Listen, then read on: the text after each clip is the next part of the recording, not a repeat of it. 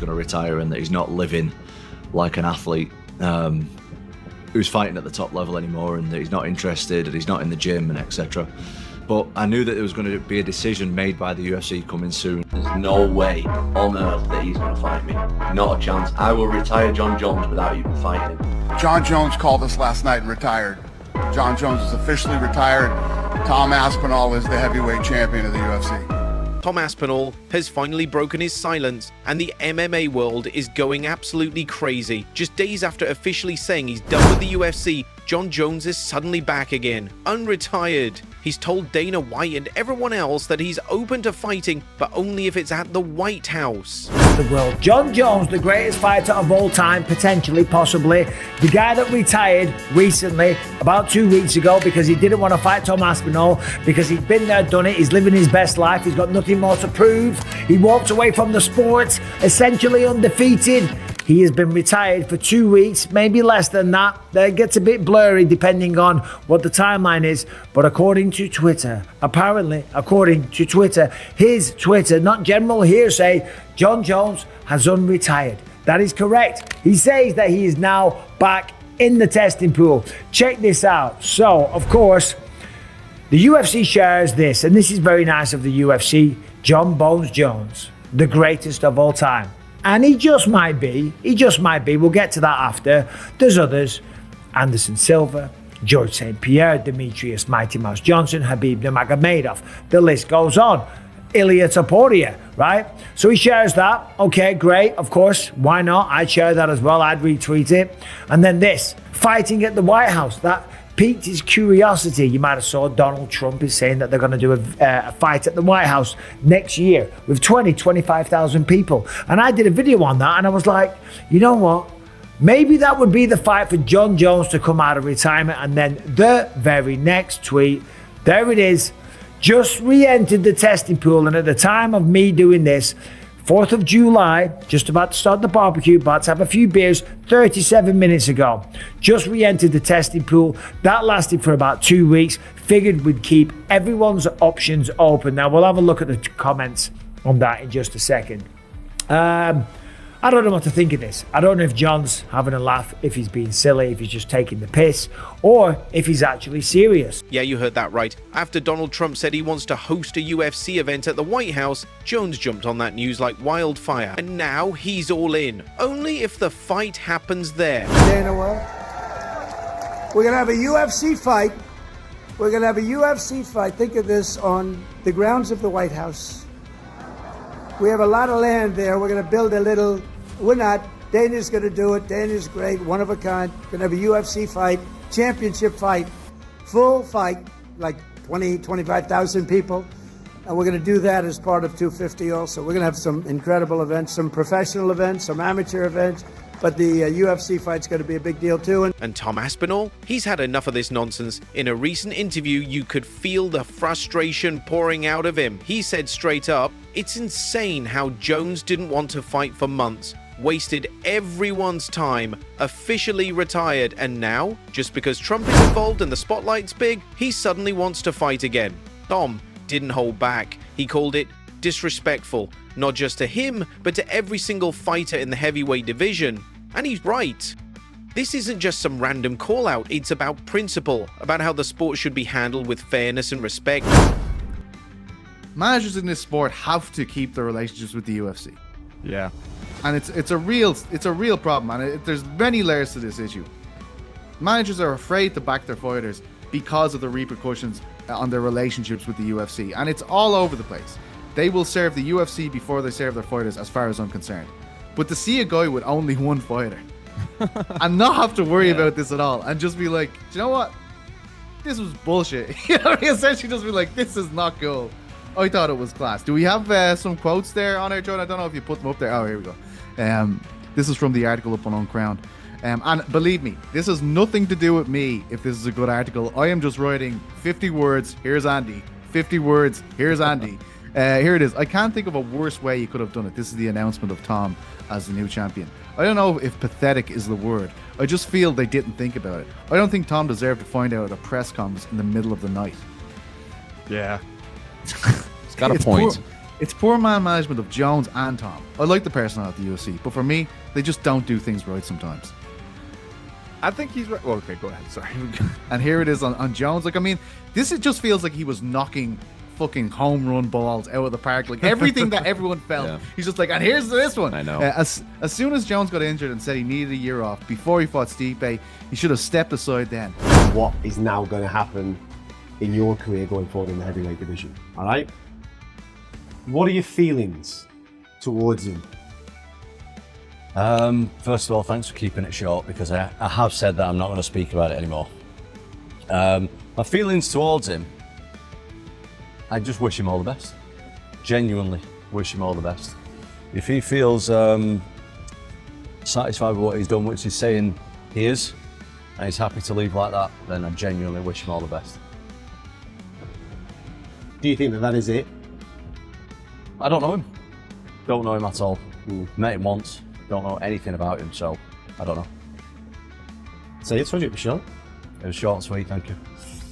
No, but you can understand that has been quite a huge part of the narrative over the last Yeah, of course. 12 months, and a lot of fight fans will have their attitudes as to why that decision has been made and what have you.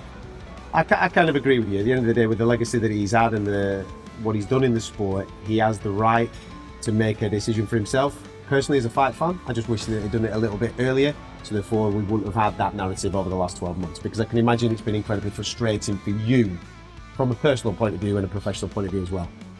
Yeah, I just wanted to, I feel like a broken record, keep banging on, but all I wanted to do was fight. I just wanted to fight. I've not been to work, mate, for nearly a year. I know people see me online and doing all the rest of it, but my main job is fighting people. That's what I do. I've not done that for almost a year, and none of it has had anything to do with me. Right, perfect. This is where I want to go with, right? Because I think a lot of people have an understanding of you. I'd like to say that obviously we spent a bit of time, so I kind of like to get inside your head a little bit more and pick the little things that go on inside. How have you dealt with that? Because I remember speaking to you during the time that you were out injured with your knee. That was a tough challenge from a psychological point of view. Yeah. This is different, because when you're out with your knee, it's on me now. I'm going to get fit and get my knee back, and we're going to get rocking and rolling. The last 12 months hasn't been kind of on you. So how was that a different mental challenge? And I can say this now that it's over, because the thing with me, when I'm in difficult situations, I try not to complain about it as much. This last year has been more difficult than the year I had out with the knee. In November, Jon returns to fight Stipe in that highly anticipated fight. Stipe, one of the greatest of all time, obviously a decorated champion who had not fought in several years, full-time firefighter at that point. Here he is talking to Kevin Iole on his great platform about the prospect of fighting Tom Aspinall. Tom Aspinall's the guy that people want to see you fight, right? So here's the question. You're fighting Stipe Miocic, and I know you're focused on that fight. If you defeat him, as you're a 6-1 favorite to win the fight, if you defeat him, will you defend your belt against Aspinall, who has the interim title? More than likely not. More than likely not. I feel like Tom Aspinall is, I don't want to say nobody, but he just hasn't proven anything. He hasn't done anything. And I understand that. I mean, he won his belt against Sergey. Sergey just got slaughtered by someone else. So it's just like, I'm not here to gamble someone else making a name off of me. At that point, by the way, Tom had won his UFC debut. He beat Jake Collier via a 45-second knockout. He then beat Alain Badeau in a minute and 35 seconds via TKO. He submitted Andrei Arlovsky, Jon's good friend, in the second round, a minute and 9 seconds. He TKO'd Sergey Spivak.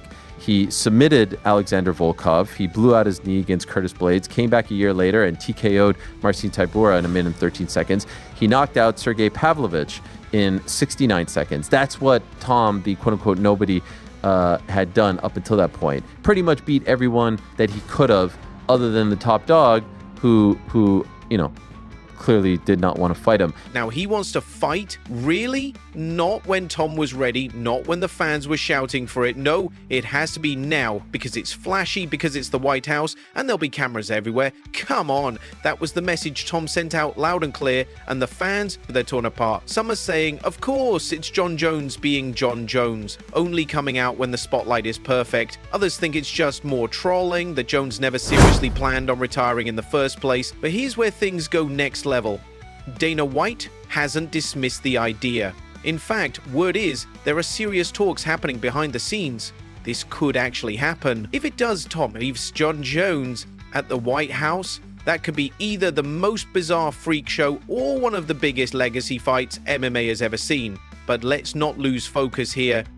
The real story, the one we shouldn't ignore, is Tom Aspinall's frustration. It's real and it runs deep. He's been the interim champ. He's done every single thing the UFC asked. He's stayed active, stayed humble, kept grinding and training non-stop. And now that Jones wants back in on his terms, it feels like Tom's being pushed aside again. I mean, what has changed in 2 weeks' time? Of course, Trump talking about a fight at the White House. We're going to have a UFC fight. Think of this on the grounds of the White House. Yeah, okay, maybe maybe that's it. I don't think it is that. I do think that he would want to fight at the White House, and I'm sure that every single fighter is going to want to do that. A lot of them are raising their hands. Conor McGregor's put his hand up. Michael Chandler's interested. Sean Strickland's definitely going to want to be there. Mr. 1776, of course, him versus Tom Aspinall. England versus USA, 1776, all over again at the White House. Unbelievable. Of course, that should be top of the bill, right? But is that really what's going on? Is it just the fact that they're going to do a fight at the White House, or has something else changed? The fact that he's re-entered the testing pool means he's not messing around, okay? Now, let's have a look. Let's have a look at the Twitter responses, because you never know, maybe there's a bit of bullshit going on here. I'm finding this out just as you are if you're seeing this for the first time. Guess who will be waiting for you if you decide to come back. Hello, John. Of course, there's Tom Aspinall. Sir, this event is for real fighters. See, that's what we're talking about. The legacy will be a little bit tainted because everyone thinks that he was avoiding Jon Jones, and Jon in the White House only makes sense. No other American champions right now. Well, that is a good point. I talked about that in the other video as well. There isn't any American champions right now other than Jon Jones. Well, Jon Jones is retired. Tom Aspinall is the undisputed champion. And Tom Aspinall, to be honest, is absolutely sick of all this shit. And he's just happy that everything has now moved on. Tom Aspinall has a new opponent and a location. Apparently it's going to get announced soon. Like, the guy I'm fighting next is the most dangerous guy that I'm ever going to have to fight. Got to think that's Cyril Gane. God knows where it's going to be. More than likely Las Vegas, somewhere in America anyway. It ain't going to be in France. It ain't going to be in the UK. Tom's last pay-per-view was in the UK in the middle of the night. It's going to be in America on prime time. That's for damn sure. Probably Cyril Gane. Now, the big question is why is he doing this? If we take it at face value and we say that Jon Jones is serious, okay? What has changed? I don't think that in 2 weeks' time, all the fan backlash, because there's a lot of people that support him, and of course he just shared a post on the UFC, and there's a lot of people in, old school fans that still very, very much support Jon Jones and still look at his legacy as the person that was one of the greatest to ever do it. That's without a shadow of a doubt, that beat generations of champions. But there's a lot of people that are talking shit. I don't think it's people talking shit online that's going to influence him to come out of retirement. As just a fighter here, if it was so public, for me personally, I don't know if my ego could take it, having not done it. But that's honestly, that's his prerogative. I don't hold any ill will against him for it, and I'm happy to move on with my career now that it's over, because you got to remember, I've not fought for nearly a year now because of this. So I'm glad that that is behind us now. Do you, in part, I guess, take this as a bit of a compliment that there was such huge public pressure for him to fight you, and actually the route that he chose was to retire instead of fighting you? I mean, that's quite a compliment for someone of Jon Jones' stature. I try not to let my ego take control of me. I could see why people would think that, but to me, it's just like, maybe when I've retired, when I've retired myself, which is not going to happen in the next couple of years at least, I'll think about that kind of stuff. So the question is, Will the UFC finally let Tom take control of the division like he's earned? Or are they really thinking about letting Jon Jones hijack the spotlight one more time? And Jon had been telling us for quite some time, I already told the UFC my plans. I'm not sure why they haven't done anything with it. But it seems as though as he continued to try and hint at what his plans were, the UFC felt like their hand was forced and they had to put it out there. Because at this point, what are we waiting for? Now, Tom Aspinall is coming to Las Vegas this week. He will be there back end of the week. He was told that a decision would be made by International Fight Week.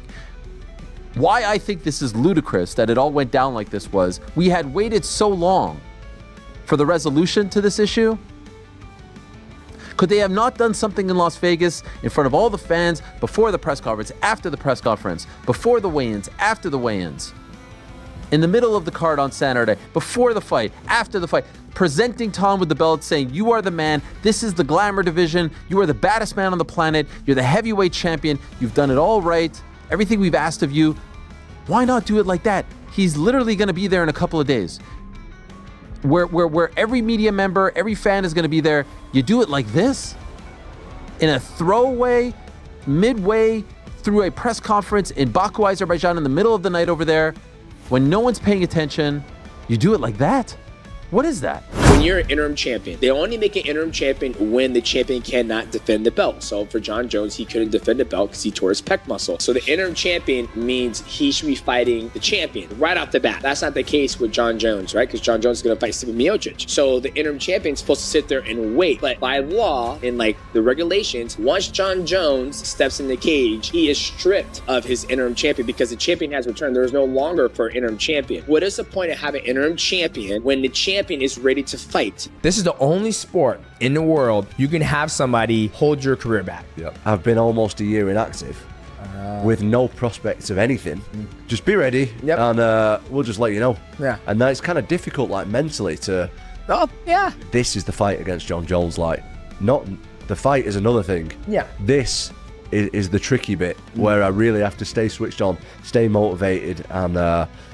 I'm trying my best. I'm trying. It's tough. As you said a minute ago, no one really knows what's going on behind the scenes apart from me. Exactly. You're in office cooking. I train all the time anyway. Just because I've not got a fight doesn't mean I don't train. Like, I honestly can see Jon's point of view. I get it. Yep. I get it. It's just about the title for me. Yep. I just want the title, that's it. Yep. Does nothing else really matter. So you're like, let me do my thing. Let me fight. I just want to fight. And I think that's the respectful way to go about it. It's like, you don't care if it's Jon, and it's no disrespect to Jon, it's no disrespect to anybody out there. You're just trying to fight. Yep. I just want to fight. Yep. Nah, man, Jon's retired. What are we talking about, guys? Jon, you guys don't follow Jon on social media? I don't follow him on social media. He said that. No, me too, actually. Me too, but the guy is living his best life. He's had a fantastic career, we all know.